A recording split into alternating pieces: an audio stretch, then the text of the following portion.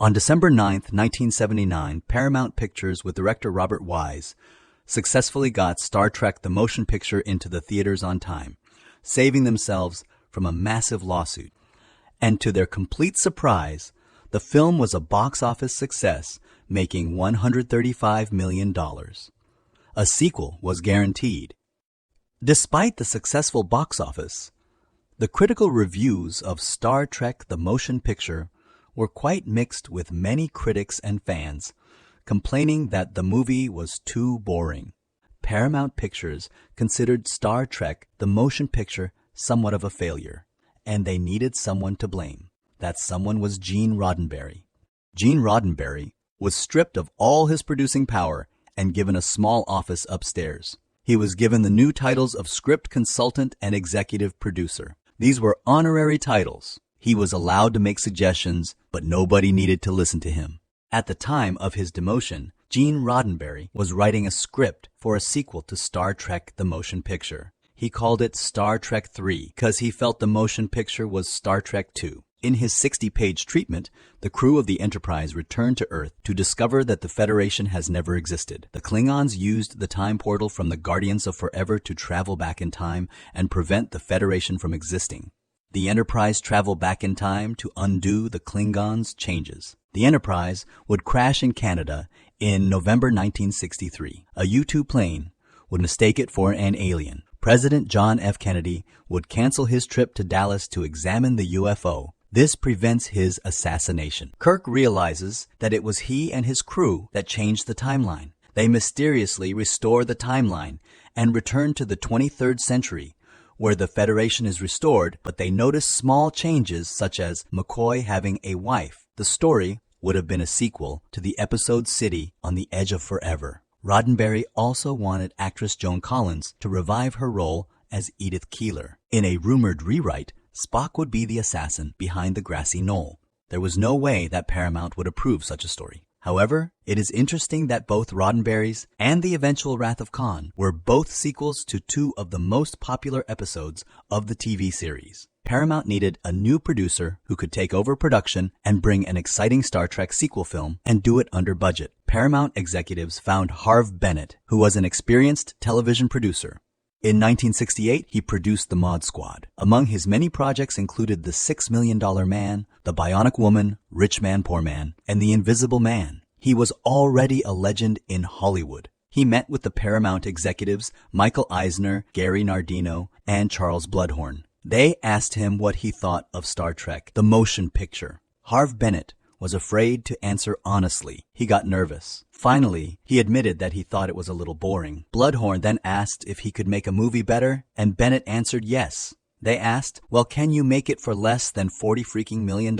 Harve Bennett reportedly said the famous line, "Where I come from, I can make 5 movies for that." That was apparently the correct answer, because they hired him right away and gave him a budget of $13 million. The problem was, Harve Bennett had never seen an episode of Star Trek. He took a few months off and watched every episode of Star Trek the series back to back. He became somewhat of an expert on Star Trek. The first thing Harve Bennett noticed was that Star Trek was, at its core, was about the main triumvirate of James T. Kirk, Spock, and Bones McCoy. Spock would represent the logical side of an issue, while Bones McCoy would represent the passionate, emotional side. It would then be up to Kirk to consider both sides and decide how to approach the issue. Harve Bennett was also convinced that the problem with the first movie was that it did not have a good villain. One day, Bennett saw an old episode from Season 1, Episode 22, called Space Seeds. A genetically engineered Superman named Khan Noonien Singh tries to take over the Enterprise, but Kirk defeats him and exiles Khan and his 70-man crew to a remote planet named Ceti Alpha 5. The episode even ends with Spock. Would be interesting, Captain, to return to that world in 100 years and learn what crop had sprung from the seed you planted today. Harve Bennett wrote the first treatment titled Star Trek II, The War of the Generations, and Admiral Kirk would reassemble the Enterprise crew to investigate a rebellion on a distant planet. A mysterious being called the Teacher had taken over society. A small group of rebels would be led by Kirk's estranged son David. When they confront the teacher, he would turn out to be Khan Noonien Singh, who now had psychic powers. Admiral Kirk and his son would join forces to overthrow him. Harve Bennett hired screenwriter Jack B. Sowards, a die-hard Star Trek fan, to write the script. In an early draft, the psychic Khan would be joined by his wife Marla McGivers from the Space Seeds episode. These two would be the only survivors from Ceti Alpha 5. Khan would steal the Federation's ultimate weapon, the Omega System. However, Harve Bennett's art director, Michael Miner, suggested that the Omega System was too dark. Jack Sowards suggested a terraforming device. This invention could turn a dull, lifeless moon into a thriving ecology. It could have a hopeful and optimistic name like Project Genesis. However, it could be corrupted into a terrible weapon if used on an already inhabited planet. Bennett loved this. At a meeting the next morning, Bennett hugged Sowards and said, "Jack, you just saved Star Trek." One addition Harve Bennett made was to add a sense of military to Star Trek. Harve was an old Navy man, and he envisioned Starfleet not as an extension of NASA, but an extension of the U.S. Navy. After all, Kirk was a captain, and now an admiral, and all the ranks were from the U.S. Navy. For the director, Harve Bennett and Paramount went with a fairly unknown director named Nicholas Meyer, who was a friend of Bennett. Nicholas Meyer was a successful novelist who had written several successful Sherlock Holmes novels and had also written a few screenplays. Nicholas Meyer wanted to become a director, but had only directed one film, the 1979 Time After Time, where Malcolm McDowell's H.G. Wells invents a time machine and travels to the present to capture and escape Jack the Ripper, played by David Warner. The film was both a critical and box office hit at the time. Nicholas Meyer, like Harve Bennett, was not a Star Trek fan and had to learn about it quickly. Nick was a huge fan of the Horatio Hornblower novels about a fictional officer in the British Royal Navy during the Napoleonic era. Hornblower starred in 11 popular novels that had him sailing around the world getting into adventures. Nicholas Meyer saw Star Trek as Horatio Hornblower in space, and Harve Bennett 100% agreed. Meyer also agreed with Bennett that Star Trek had to be about the military. Therefore, the two leaned into the Navy motif with ship bells, yeoman's whistles, and other Navy protocol. Whereas Harve Bennett saw the flaw to be the lack of a good villain, Meyer saw another problem. He thought that the first movie took itself way too seriously. He is quoted as having said, "Does it have to be so sanctified?" He felt the self-importance caused the first movie to feel too wooden. Nicholas Meyer had 5 different scripts for Star Trek II, but felt that none of the 5 worked. Therefore, he made a list of everything they liked from each script. The Genesis device, Lieutenant Savick, Kirk's estranged son David, and of course Khan. Meyer focused on the concept of aging and a man facing his own mortality. After all, the entire cast was aging, and rather than try to hide this fact, Meyer thought they should address it. He had Admiral Kirk get a pair of glasses. He had him fear his birthday, and he had him meet his adult son. Meyer discovered that they didn't have anyone to write the screenplay, and principal filming was about to start in 12 days because Paramount had already pre-sold the tickets to the theaters.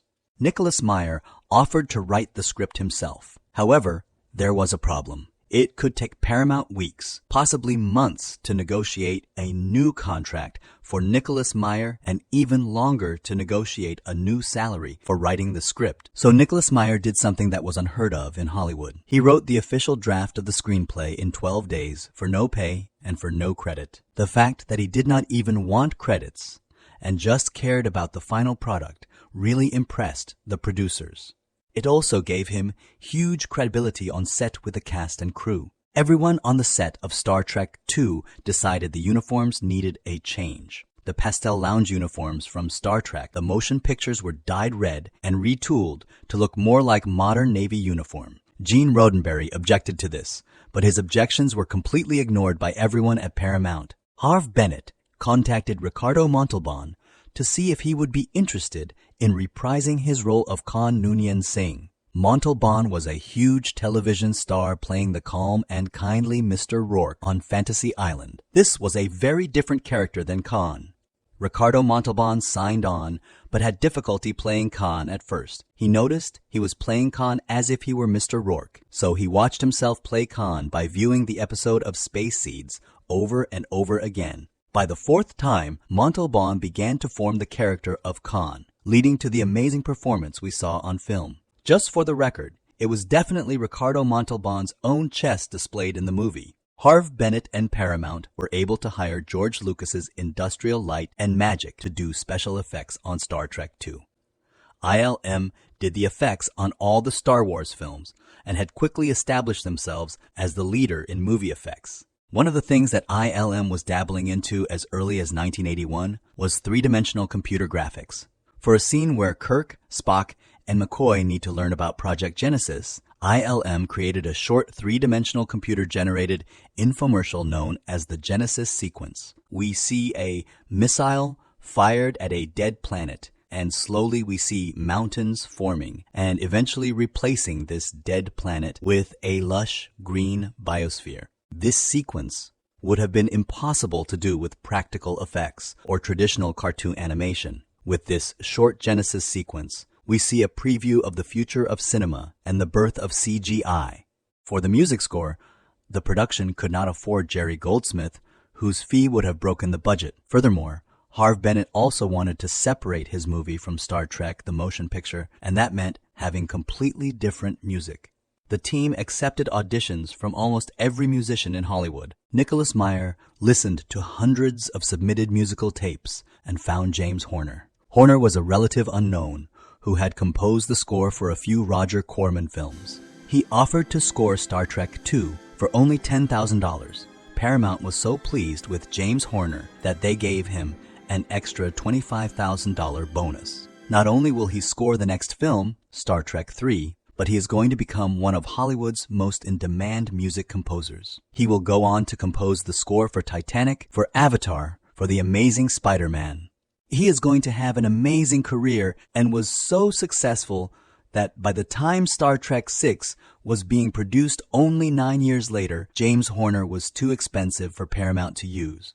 In keeping with the Horatio Hornblower and Navy motif, Harve Bennett and Nicholas Meyer wanted the spaceship battles to resemble an underwater submarine battle. The ships would be cramped and have a claustrophobic feel. The space battles would feel like two huge vessels slowly and strategically moving through space in a chess mat.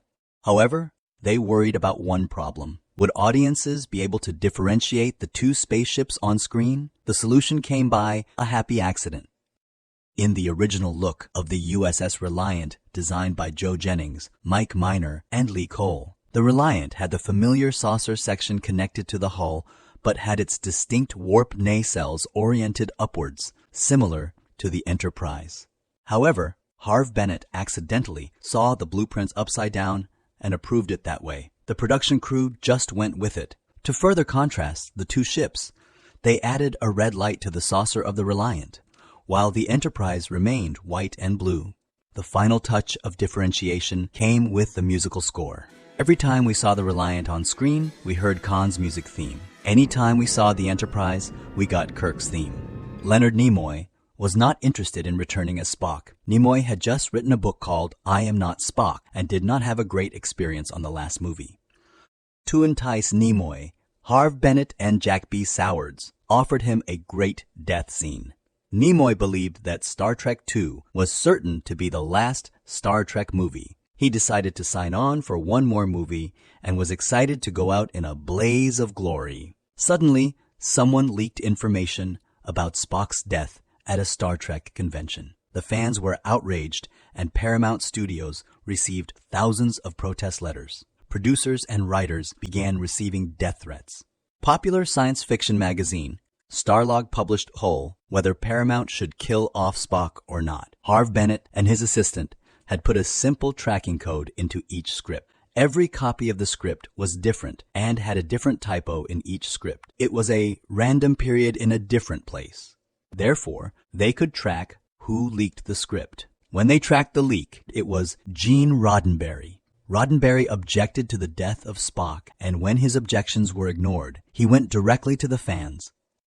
In earlier versions of the script, Spock died a meaningless death at the beginning of the movie. In subsequent versions of the script, his death was moved progressively later in the story. One of the writers suggested tying Spock's death to Kirk in a meaningful way. This led to Spock dying at the end of the movie, saving everyone on the Enterprise. To throw off fans, Meyer cleverly faked his death early in the movie. In the opening Kobayashi Maru scene, Spock appears to die, and then it turns out it was only a simulation. Later, Kirk turns to Spock and says, "Aren't you supposed to be dead?" This was very clever and it worked. The fans assumed that this is what they meant by Spock dying. They were reassured as they watched the movie without any expectation of Spock dying. Then, at the end of the film, when Khan detonates the Genesis device and warp engines on the Enterprise are not working, everyone knows they are going to die. Suddenly, Spock gets up from his chair. When Spock sacrifices his own life to fix the warp engines and save the entire crew, his death scene had tremendous impact. While filming the scene where Kirk and Spock say goodbye, the entire cast and crew began to cry. It was at this point when Leonard Nimoy began to realize that this movie was going to be a success. Nimoy understood that this movie would not only revive Star Trek, but make Star Trek more popular than ever. This film would be the rebirth of Star Trek. Nimoy began to deeply regret killing off Spock. The premiere screening of Star Trek II, The Wrath of Khan, was a hit, and when Spock died, there was not a dry eye in the audience. However, as the audience left the screening, there was a heavy gloom of depression amongst everyone. Harve Bennett and Leonard Nimoy worried that all this movie did was to make people depressed. Bennett asked Leonard Nimoy if he could think of some way to open the door for the possible return of Spock. Leonard Nimoy came up with a quick scene where Spock mind melds with Dr. McCoy and says, "Remember." They then inserted a sequence showing Spock's casket as having soft landed on planet Genesis, giving the viewers a sense of hope that Spock could return. Finally, they also had Leonard Nimoy speak the final lines, "Space, the final frontier." These are the continuing voyages of the Starship Enterprise. It was a brilliant move, and it worked. When they showed it again at the premiere, the movie scored completely. There was not a dry eye in the theater, but at the end of the movie, the audience left the screening happy with a sense of hope. They knew they had a hit on their hands. However, director Nicholas Meyer was very upset by this and objected strenuously. He felt that the filmmakers were cheating the audience by putting them through the emotional roller coaster of Spock's death and then suddenly say, "Just kidding." Therefore, he refused to have anything to do with the sequel. Everyone else loved the movie. Star Trek II, The Wrath of Khan, was both a huge critical and box office success. Made on a minuscule modest budget of under $14 million. It grossed $78 million in the US and $97 million worldwide. Plus, it went on to make huge profits in video sales. Back in 1983, most VHS and Betamax movies were priced at over $100. Movies were sold to video rental stores. The average customer did not buy movies, but rather rented them.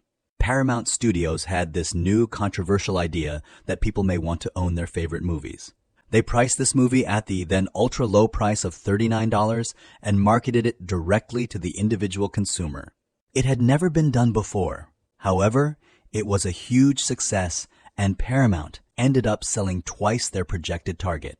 Star Trek II, The Wrath of Khan began the now accepted practice of customers buying their movies and building up a film collection. So, with the success of Star Trek II, a third film was inevitable.